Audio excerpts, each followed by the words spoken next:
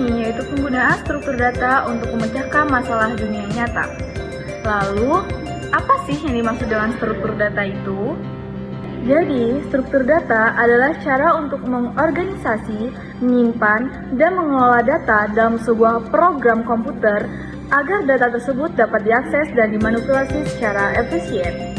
Secara umum, struktur data dirancang untuk mempermudah dan mempercepat proses-proses berikut. Yang pertama, penyimpanan data. Struktur data memberikan cara untuk menyimpan data dalam memori komputer. Penyimpanan ini bisa berupa elemen tunggal ataupun koleksi elemen. Lalu yang selanjutnya ada akses data.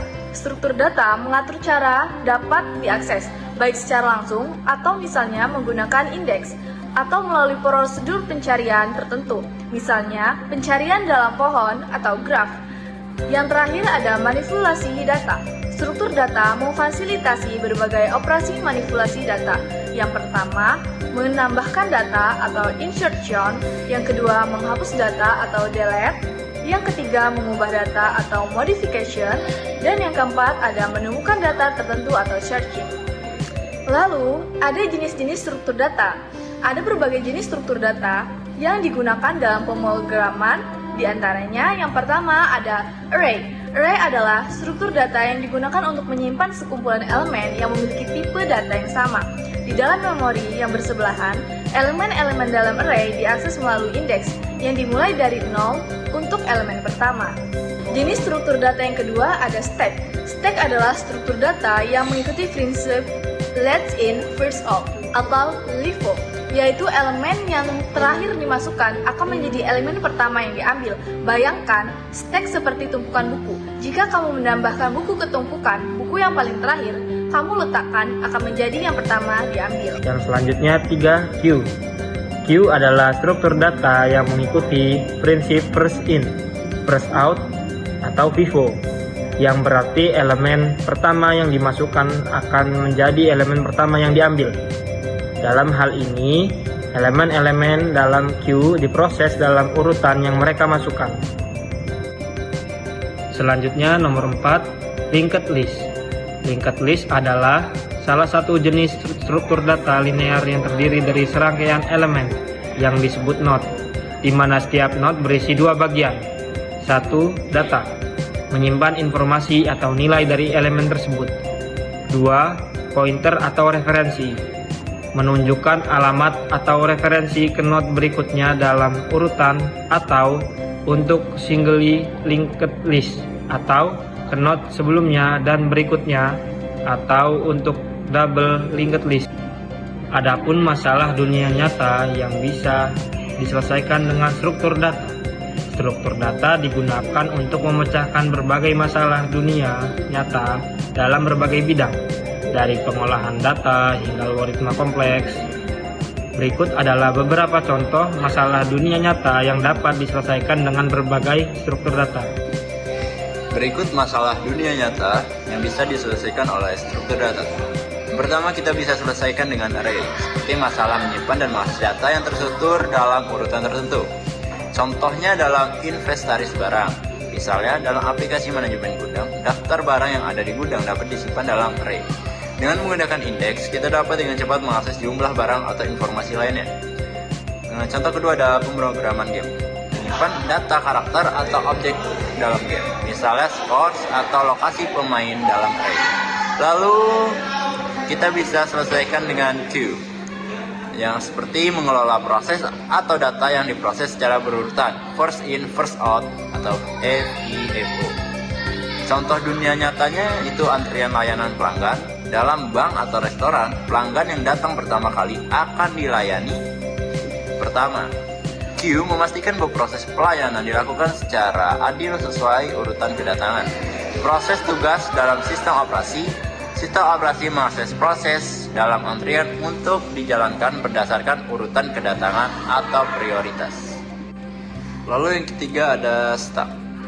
Seperti masalah memproses data secara berurutan namun dengan prinsip last in first out atau LIFO.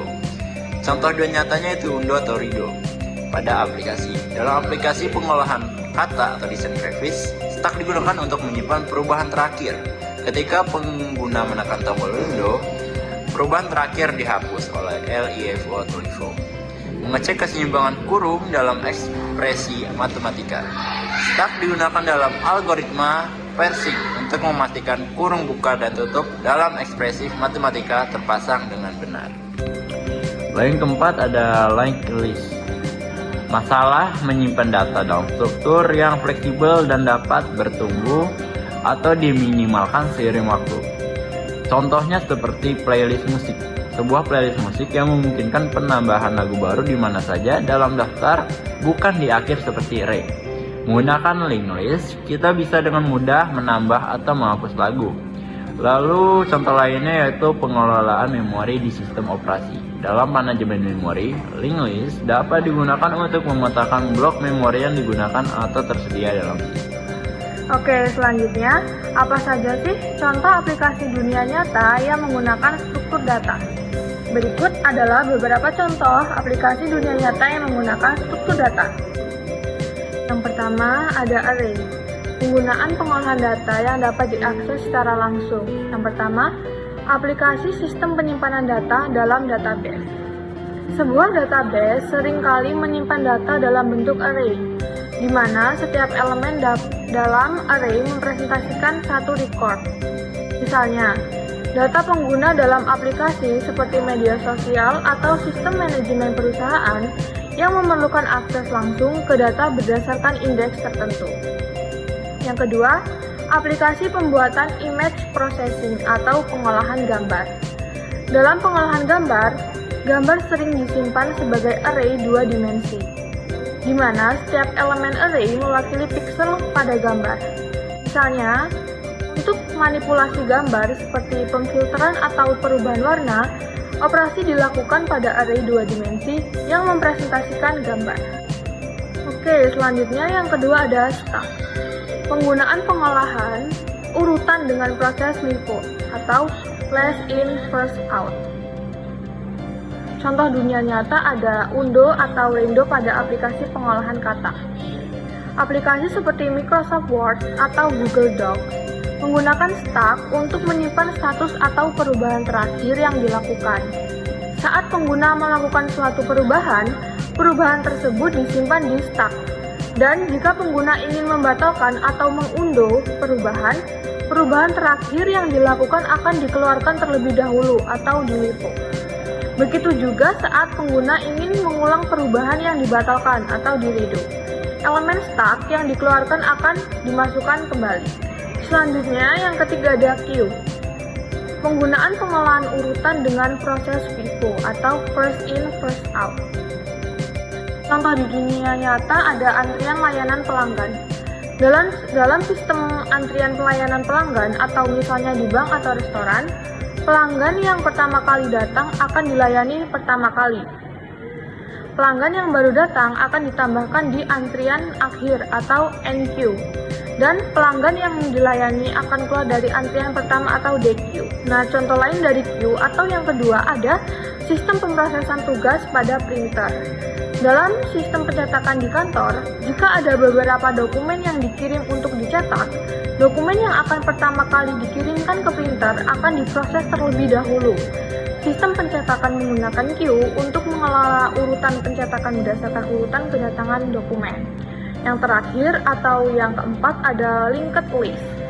Penggunaan struktur data dinamis yang memungkinkan penyisipan dan penghapusan data secara cepat. Contoh di dunia nyatanya ada sistem manajemen memori di OS. Sistem operasi menggunakan linked list untuk mengelola blok-blok memori. Misalnya, saat proses membutuhkan blok memori baru, sistem operasi akan mengalokasikan memori dengan menambahkannya ke dalam linked list. Dan saat memori tidak dibutuhkan lagi, memori tersebut akan dilepaskan dengan menghapusnya dari linked list. Kesimpulan dari materi kami adalah struktur data memungkinkan pengelolaan informasi secara efisien, membantu mencegah masalah dunia nyata, dengan cara yang terorganisir, cepat, dan hemat sumber daya. Pemilihan struktur data yang tepat sangat penting untuk meningkatkan kinerja sistem di berbagai aplikasi. Mungkin itu saja hasil video dari kami. See you next video. Bye-bye.